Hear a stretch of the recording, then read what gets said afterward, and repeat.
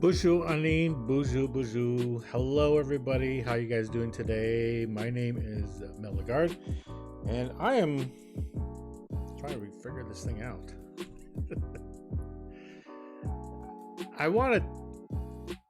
This is going to be a pretty interesting topic I'm going to be covering for the next hour about the ongoing issues of pretendians.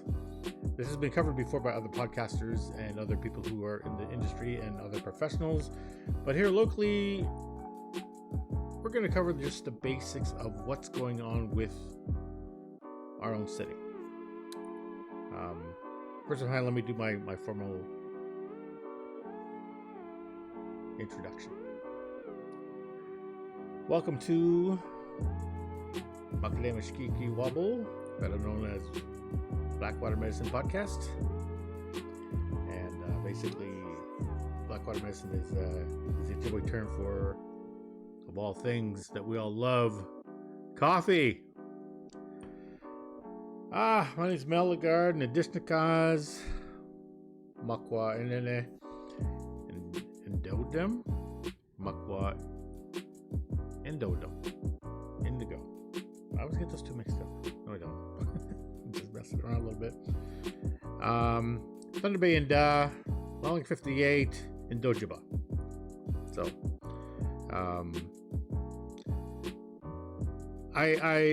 so beating again.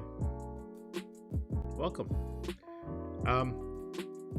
I wanted to start this podcast by smudging because we should speak to each other and every other in the good way, as I was taught by my elders. First of all, I want to shout out to all my elders out there who's passed and those who are still here.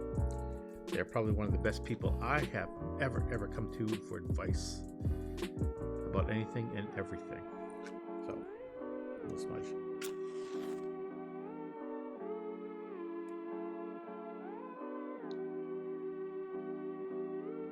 This is how your protocol should teach you how to do this.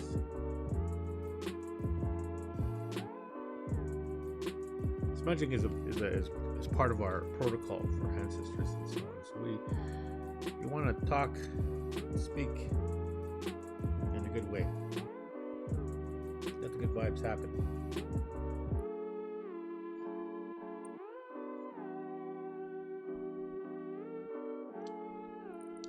So, with that.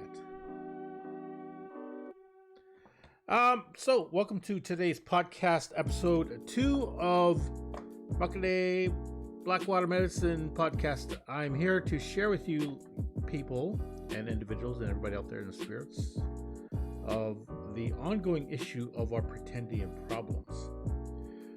Now, not too long ago, the biggest news happened when CBC decided to do a documentary expose of our former auntie.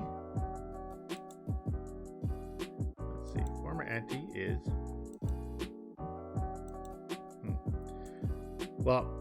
Buffy St. Marie, and so one of the things that she is, it became a very shocking thing that we learned that she wasn't First Nation. She was actually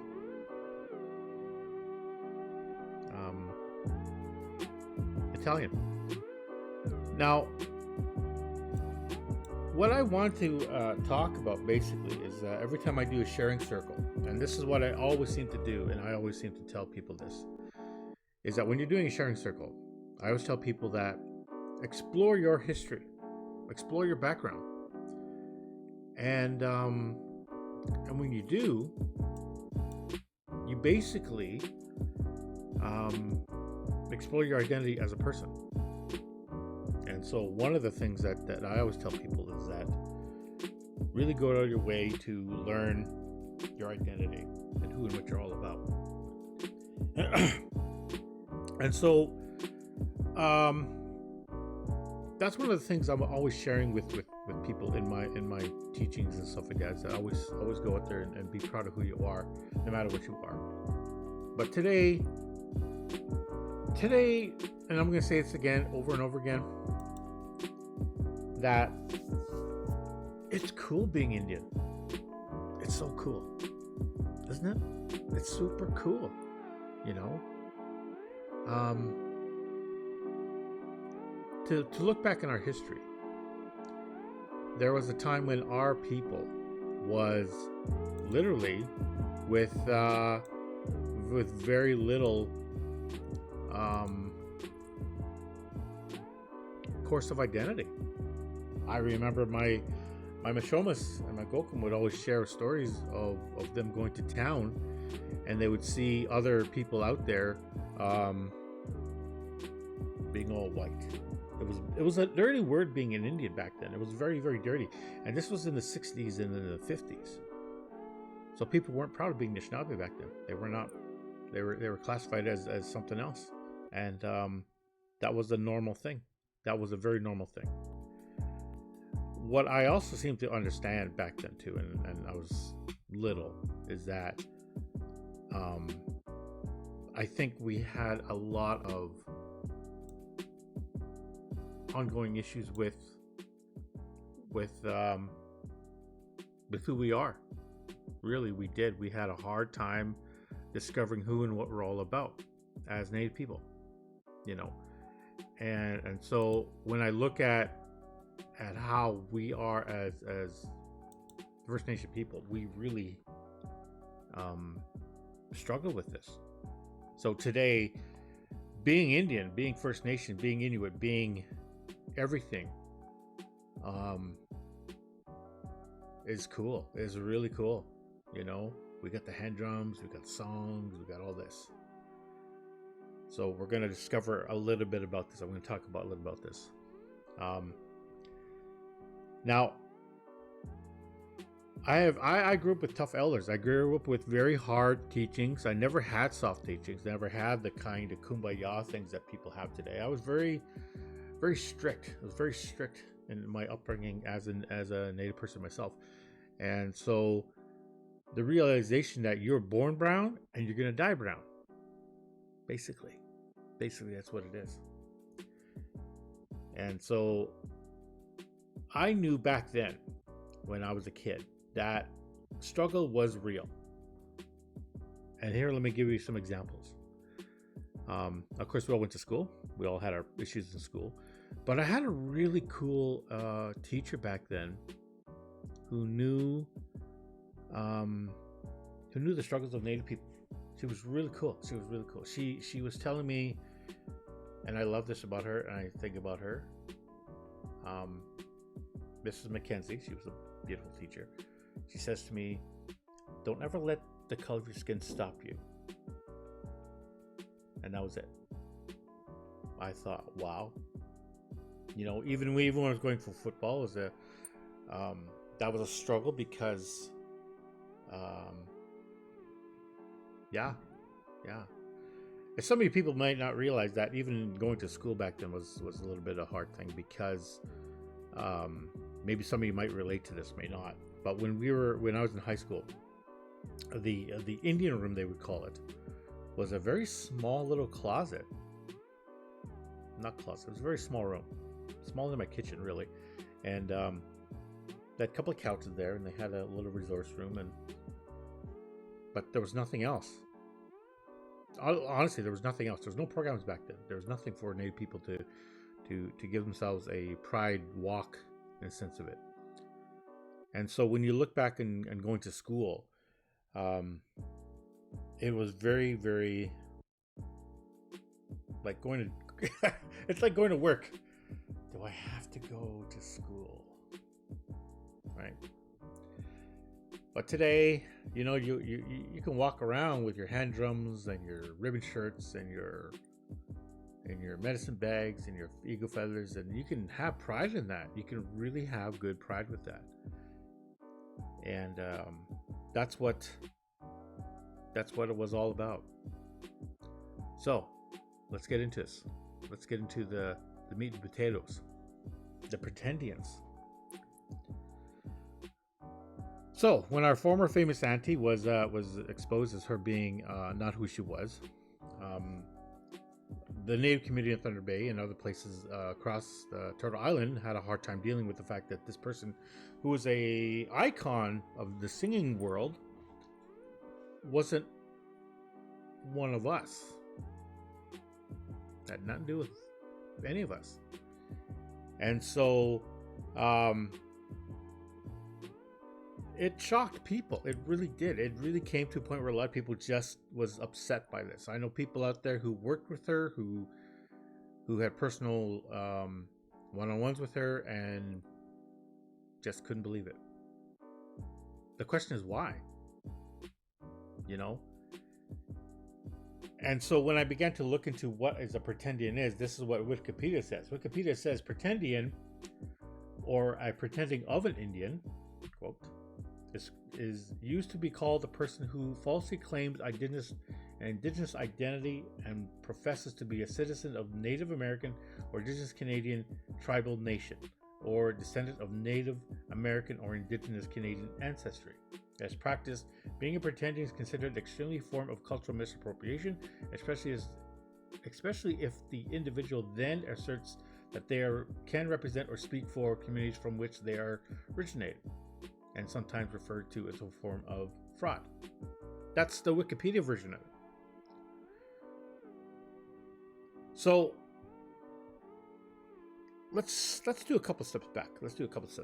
When Truth and Reconciliation began to happen, and Senator St. Clair began to do this report about the Indian problem, the Indian issues and stuff like that, he basically exposed a lot of the issues that we've been facing for generations, for decades.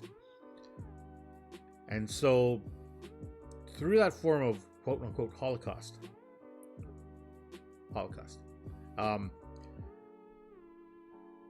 Native institutions and others out there began to also expose the fact that there's educational programs out there, institutions, colleges, universities, and so on. They would hire Indigenous people for their cultural programs or education, but they wouldn't do any formal background checkings. And so for the longest time, a lot of people out there who are in the academic world stole a lot of Indian money. And I said before, one of my first podcasts is about Indian money. Now, let's dig in this a little bit more. So now grants are happening. The great Canadian government gives money to First Nation programs out there, no matter where it is, right? And so we're reclaiming who we are as First Nation people, and we're going out there doing our best we can in every way, shape, and form. But there are those people out there who pretend to be who they're not, and all of a sudden would take Indian money and progress themselves. And of course, you can look around the internet for these stories, and you get to see the fact that a lot of these frauds is ongoing. But should a lot of these, should I blame the institutions for that because they don't do their homework? I think so. I think being Indigenous right now in the 2024 era, we're going through so much changes, every way, shape, and form. And in a weird way, we're losing a bit of our identity and who we are. But I'll get to that later on. So let's talk about changes today. Okay. So anyways, if you're going to the university colleges, you'll see First Nation writing, and people see it all the time. Every single year, the university and colleges do programs for education on Native issues and so on. It's embedded that if you're coming to Thunder Bay, Ontario, you will see a hub of First Nation programs, brochures, outreach, all kinds of different things for people to know what Native people are. Because if you actually look at Thunder Bay itself in the middle of this magnificent little province of ours, you'll see a lot of First Nation communities everywhere coming here. This is the hub of gatherings. And so a lot of these institutions and places out there are really doing what they can on their part to educate. And so here we are. But here it's a little bit more carefully looked at because everybody knows everybody. Everybody actually knows everybody. If you're working in different agencies or whoever you're working for, you will basically go out of your way and boom. Hey, I know that person. That person's working such and such, and that person's going there. You know. And so progress is happening. Hiring is still happening. I mean, we're still going through a bit of that for hiring. I think we still need a bit of ways for that. A lot of places still won't hire First Nation people because of how we look, personally, how we physically look. Other places will look at us as you know, drunks, drug addicts, bums, panhandlers, you know, things like that. So this bit of ways to go still. But there's people who are working in the industry and working in schools, colleges, even in my field, I work in security, that are changing the landscape. Boom, look, changing the landscape because we want to show them that we are not all drunks. And so now we're doing this. We're making sure that these places out there are aware that Pretendians. But let's go on with why. You know, I said earlier in my talk was it's cool to hip and it's awesome being Indian now, right? Now I have to answer this question. Now, I'm not taking anybody else's thing on this, but we all have people in our background, friends and acquaintances that are practicing Indigenous culture, and they're not Anishinaabe. They're not Anishinaabe.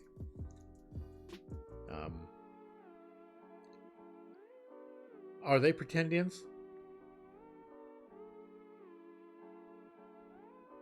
I think a little bit they are.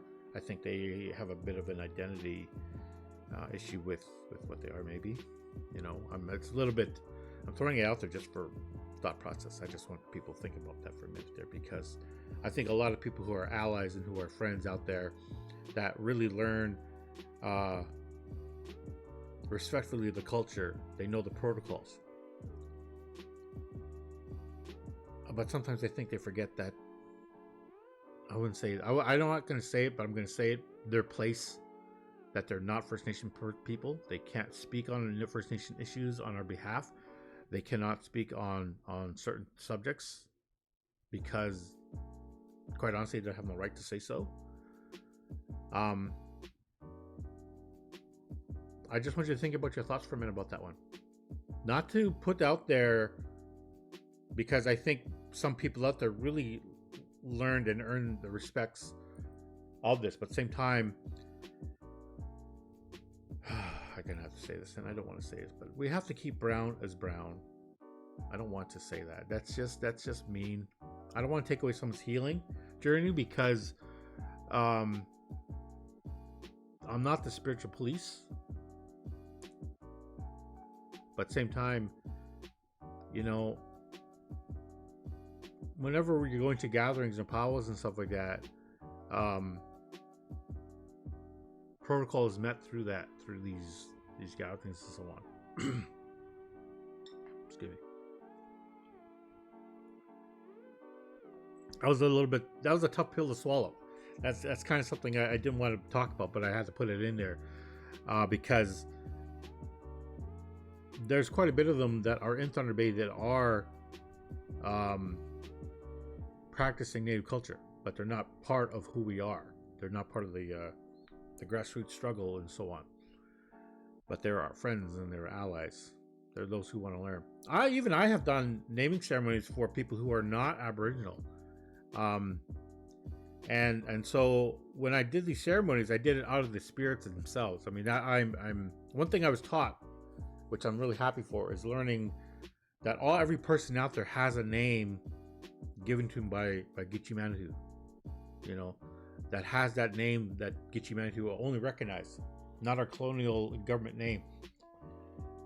And so that's just one of the things that we share our culture to. Now here's a little where it's going to get a little dark again. Not to say anything terrible, but when we start teaching culture to people who are not First Nation,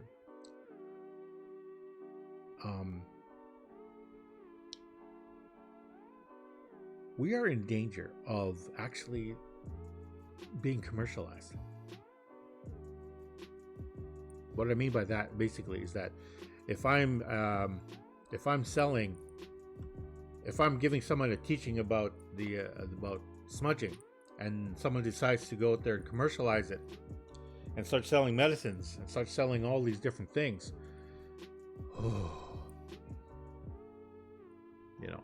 all of a sudden you're teaching a class on how to make drums, and then all of a sudden a person decides to go out there and sell drums and start selling everything.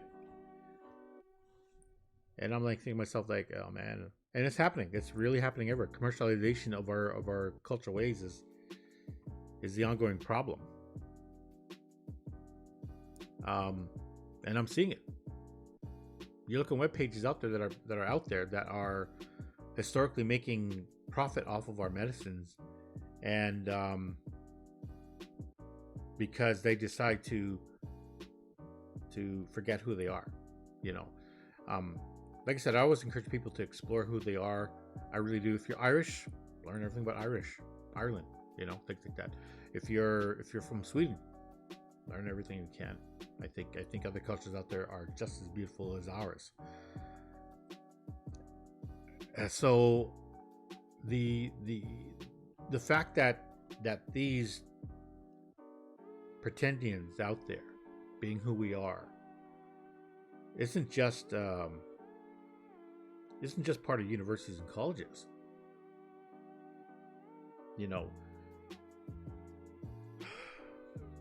They're making 20 different ribbon dresses without actually knowing the fact that those ribbon colors is a sacred thing.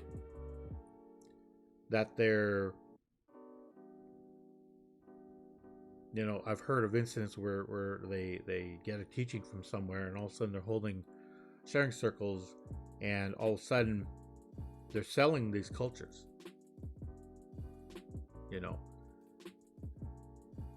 And I dig it. I dig that people need to make money somehow. You know what? I respect people out there, and now I'm going to tell you this. I respect people who work at Tim Hortons, who work at Walmart, who work at McDonald's, earning their 9 to 5 and not selling their culture. I absolutely respect people who do that, because that, ladies and gentlemen, boys and girls, spirits, you dig it. You say it, dig it. And that's what I mean. Because pretendians out there, they have a plot of land. All of a sudden, they're putting teepees up and they're selling their ceremonies out there. And $500 to come and see me, and I will give you everything you need for being a cultural person. There's people out there who are like that. I mean, if my Shomas was here, he would definitely make a war club, and he would go out there and put justice to people out there who sell their culture, because he was so strict about that. But you know what? He would say, no, not my place. Creator up there. He has his door opening. He's like, let's come on in. I gotta talk to you about something that you did. And they don't realize that the spirit world has a very different form of justice than we do have here on this planet. this realm. So here we are, City of Thunder Bay. We have everybody that knows everybody. Everybody knows their circles and so on. And I'm going to be covering topics from, and I'm talking about lots of topics that are out there that should be covered. I'm not here to do it. I'm just here to make sure that the message is out there. Anyways, so our good friends out there, what do we do to stop this? What do we do to stop Pretendians? Protocol. I had an instance where I was at a gathering back at home, and one of my elders in my community didn't. He's a very good man, believe me. Didn't welcome someone in a circle, because when we're passing around the pipe and passing around the feather, this person was not allowed to touch the feather. And so that's what it was. Certain elders will have protocols. Certain elders will have things that they expect in their gatherings. They have these rules that have to be followed to the T. And I know everybody's been asking me, like, can you cover this subject? I will cover as much subject as I can, because it needs to be talked about. Make you think. Anyways, so going on with Pretendians again, as I said before. Now, I may have said this earlier, and I can't remember if I said this earlier, but I said this, that if someone's going through their healing journey and they're learning our culture to go through healing, and they decide to do it in a way where, you know,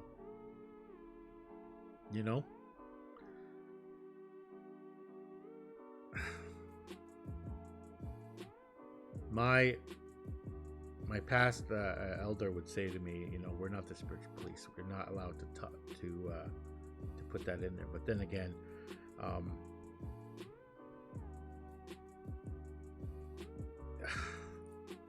that's a tough thing, because I think there's people out there who are authentically wanting to heal from their trauma, and they want to learn these things through our ways.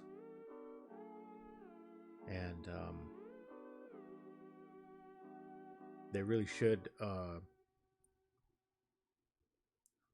find methods for healing. I think our drums are very healing. Our feathers, songs, but and then again, you know what? They're outsiders.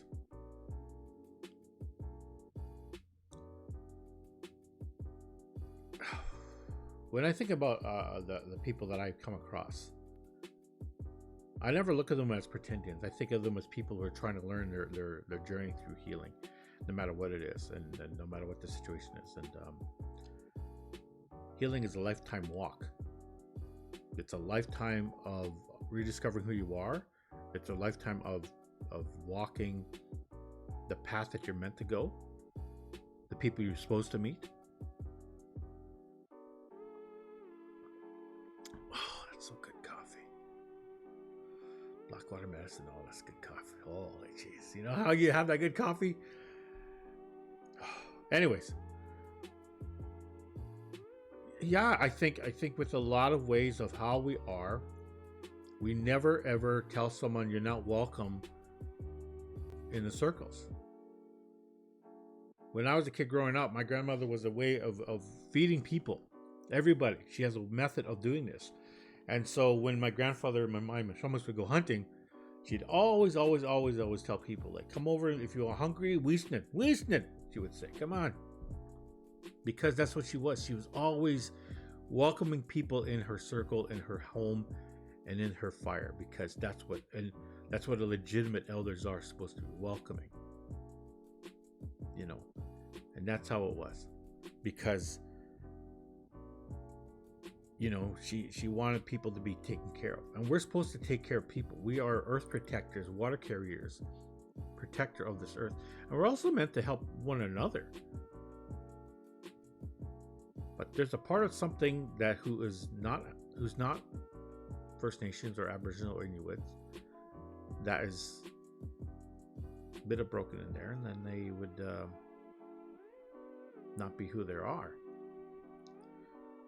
And so through that, they basically are sort of like, I wish I was part of that. I want to be a part of that.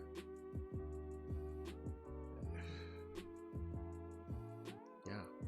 So pretending is something that in Thunder Bay we haven't faced really, because we know who we're hiring and firing.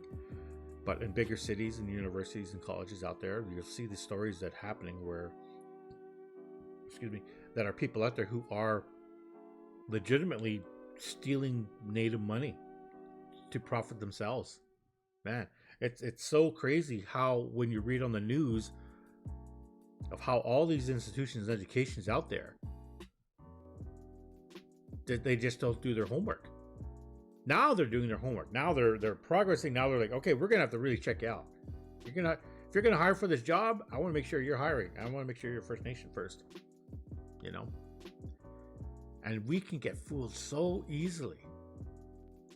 Like, we are fooled by fraud. It's just incredible how fraud really is, and some of the cases of pretendians. Let me give you some examples here. I'm looking through my other thing here, pretendians. Oh my God, let's see here. Who do we got here? I'm looking at. Let's see here. My internet sometimes is a little bit slow, but there's an actual pretendian list. Can you believe that? There's a pretendian list. One besides Buffy St. Marie, there's something also called race shifting. That means basically that you're taking someone else's, you're camouflaging who you're meant to be. So there's a lot of people in the entertainment world that are also pretendians, and that is, I remember seeing this commercial, Iron Eyes Cody. You ever heard of him? You can Google him. He was a famous actor who was he looked real super indigenous and so on, more sacred than I have. And he was the famous for the one where he's in a canoe and he's floating down the river, and he had his tear in his eye because he's seen the pollution. But he was actually Italian. We have writers out there who are also pretendians, who make incredible books and so on, but you know, like I said, they basically stealing all our resources. Shasheen Littlefeather, I didn't know this when she was called out to be a pretendian. She's the one she was a famous actress who went on stage at the Oscars and had the Indian look on there, and she was said what was that there? She did a scene where she basically said that, what's that actor guy? Anyways, said that he wasn't accepting the reward, and the behind the scenes that I guess John Wayne was like really upset about that, and so anyways, the list goes on. The legacy of all of these people out there who are stealing our identity as First Nation people is quite sad, really. It is quite sad, because we're trying to progress ourselves. We're trying to do everything we can. We're trying to get into doctors. We're trying to be lawyers. We're trying to be teachers, and all these different things. And the money that is given for us for these things are being taken away by people who are not First Nations, who are not Inuit, who are not all these. Now there's one name I have not mentioned yet, and that is the Métis First Nation people. Our little distant cousins over there. Holy jeez. I had a friend of mine who was a former friend of mine. That's a different story. Who's Métis, So she basically kind of did not want to go and say that hey, look, I'm like you, I'm with you, because of the Pretendian Problem.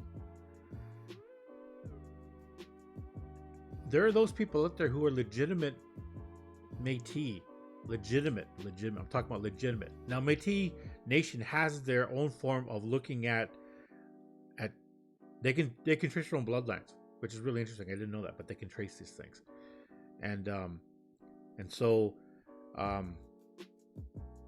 they can narrow it down to who's doing what. So I guess my friend there, my former buddy there, she has legitimate claims. But she told me one time, she says, I can't do this because, look at me. I agree. Yeah, I wish you luck. And I think the controversy of being a Pretendian in 2024, it's a crime. It's identity fraud. That's all it is, an identity fraud. Why? Because nowadays it's cool being an Indian. It's cool. It's trendy. It's hip. Whoa! Got the songs. Got the dances. We got all this going on. But Jagannath out there. Jagannath has a different way of looking at it, and now they're doing these things. Yeah. So, how do we prevent this? How do we fix this situation, the Pretendian issue? Well, first of all, we need to do our homework with who we're getting. We need to make sure that if the college and university is going to hire this person, they are going to be legitimately First Nation.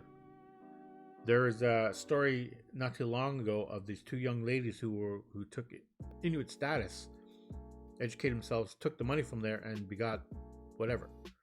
But through homework and through diligence of the Inuit Nation, they found out they were frauds. And so what happened, and this is really kind of sad about our justice system again, that they basically got away with it because their mom took the fall for it. You know how sad that is? They still got their papers, but now, they're claiming who they're on.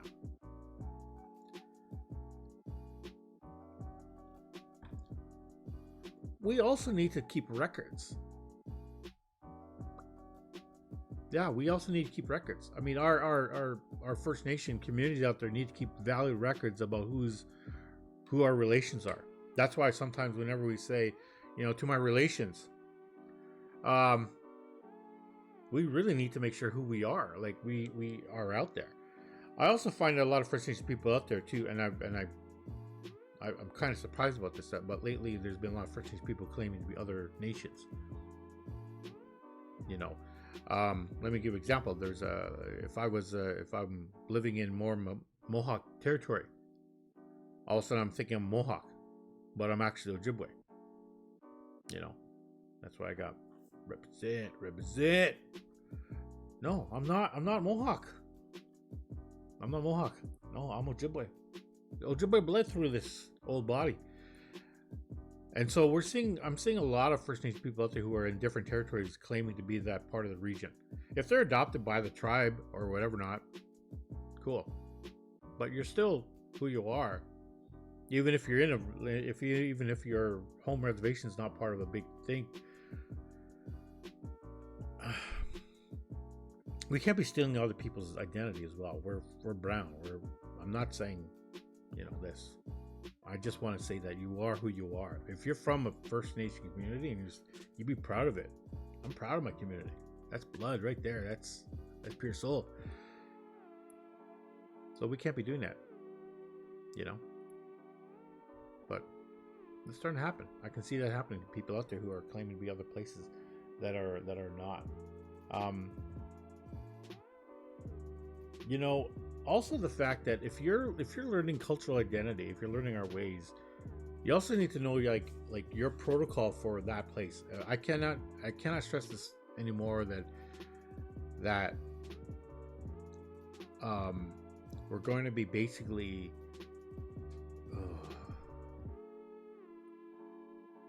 you see what I'm trying to get at?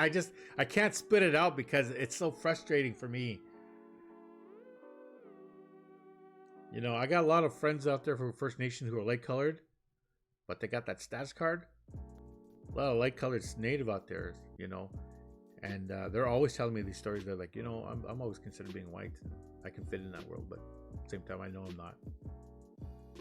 No, you're lucky. But I love my chocolate covered coffee looking brown skin. Love it. I also just want to like clarify like some things too, basically. As I said before, that those people out there who are learning our culture ways, you're still welcome to learn as much as you want, as long as you're not doing it in a wrong way, because sometimes I kind of wonder whether or not you want to cover or learn, like, are you happy learning, or are you just using it? You know, the spirits out there is the one, and I say this, the Jibais out there, they're the ones that actually make or break the soul of a person. We can make up this mess in this planet Earth as much as we want, but we come to that other doorway, we cross on, that is different. That is a very different place. Nothing's hidden in that world, and I think we don't explore that enough. We don't explore that enough because we are professional liars. We are professional liars on this realm. But those spirits out there, those ancestors, those things that don't take shape or form of different than our skin, they know exactly what we're all about, and they can see it through all of us.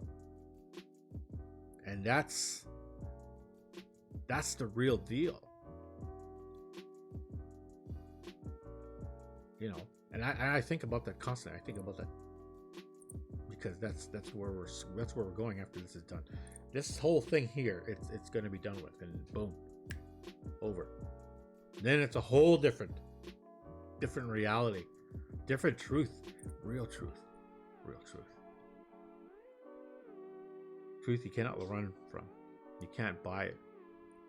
Truth you can't sit and say, I have a good name. No. Spirit will say, no, go in. You got that black medicine on you. Got that dark medicine on you. You're carrying all your whole life. You lied. That's why my Mashomases and Gokums out there and all my elders always tell me don't play around with those things, because they see all things. Those spirits out there, they see it all. And we never talk about that much. If you're hearing that in the background, that's actually my dog, Vader. He's booting around. Anyways, back to the Pretendians issues. The problem. First of all, I think we should really be careful on how we're calling out things. We should really honestly be careful of that, because people these days, they're more sensitive. They're far more sensitive than my generation growing up. You scrape your knee and you bang on it, you know what? I got news for you. You get up and walk away. But this generation is the whole different. Kneecaps made out of tissue paper. And we don't have tissue paper, right? People want recognition. That's what the Pretendian Problem is about, recognition. And being recognized for something through academics, through spirits, through dancing, whatever. You know, we gotta be careful out there. We have a lot of frauds out there, even in the art world. We got those people out there who are stealing other people's art. They want to be unique and one of a kind of thing, but quite honestly, we're coming to a point where we're stealing so much stuff. And it's quite maddening that this is happening. So if you ever want to look up anything, by all means, Google it. You'll find all kinds of stories about Indigenous frauds, um, the impact that it has on First Nation communities. Um, there's other podcasters out there who make this subject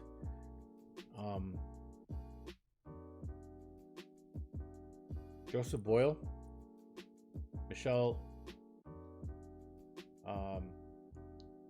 Latimer, Latimber. I don't know if she's a Gonquid. She's claiming to be something like this. You know, it's just so crazy about when you look at the list of names that are coming out. And the phenomenon that it has, even in Canadian society. You know, you just got to look at all these different names, and all of a sudden, you have all these different situations where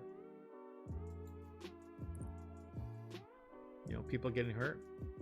I mean, imagine that you're working with someone for years and finding out that you know who they are. And then one day you're sitting in your office and they're not there anymore, and because of the fact that, you made friendship with. Amir and Nyla Gill, the two that stole Inuit money to promise themselves. And their daughters got away with it. Mom took the fall. It's very... It's such a dishonor. It's really terrible. It really is.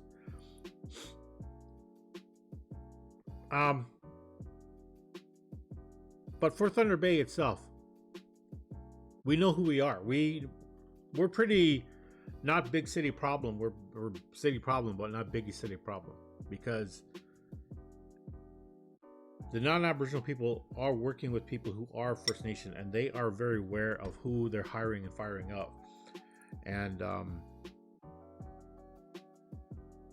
so that's just one of the things that our city definitely has to learn to deal with. So that's just one of the things. I'm going to spend the next few minutes, get off the subject. I'm going to talk about other stuff right now. People are asking me what should I cover. Okay, there's, as I said before, my emails are just getting flooded in my messages. So if you guys want to see or want me to talk about something, by all means, message me, Facebook me, and I will definitely try and cover this subject as much as I can. One of the future topics I'm going to talk about is the the fact that Turtle Island is seeing a shift where women are forming big drum groups. That is a big thing. That's going to be a cool thing. And I hope I have figured out this technology where I can send this video to somebody else. I can, do interviews. I would love to do that. I'd love to share this thing. And so that's one of the things we're going to talk about. Big drum groups for women. That's the change. That's the shift. I said this maybe about 2 years ago, I think. Posted it on Facebook. And I remember people you're like, that's not going to happen. The black taboo. But realistically, there's a change in the air for that. And there's a reason for that. I'll gladly talk to you about that when that podcast comes up. Other subjects we're going to talk about is the fact that powwow elitist, that's the word, powwow elitist. That's a big thing. That's another thing I'm going to talk about.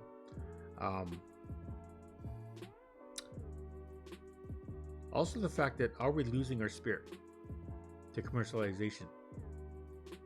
These are some of the things that people wanted me to cover and share. And also another thing too is today's elders versus those elders of back then. That's one of the things that people asked me to cover, and I'm going to gladly talk about that as well. I just want to make sure that these topics I'm going to cover, they're pretty. Some of them are pretty dark. Some of them are pretty outrageous. But those guys who know me in the city, by all means, come and hang out, talk to me, see what's up. because I'd love to share stories. I love to talk to people. I've been wanting to do a podcast for a long time about native topics in Thunder Bay. And of course, I said before that when I approached CBC, if they would do a show, they would not do a show because I am not certified as a journalist. I'm just a guy who's sitting here with my coffee and my dog and my cat, drinking some of that good black medicine water. If you guys want to use it as starting up a coffee shop, go ahead. Makadee Mashkika Wobble. It's Makadee Mashkika Wobble. Say it again. Makadee every morning. Oh, I love it. Love coffee. I want to thank you guys for showing up for this beautiful podcast, The Pretendian Problem. And I definitely want to make sure that if you're learning your healing through our indigenous ways and cultural, by all means, learn it. Don't stop learning it. The Pretendian Problem is about those institutions who are hiring and firing. That's all of us, really.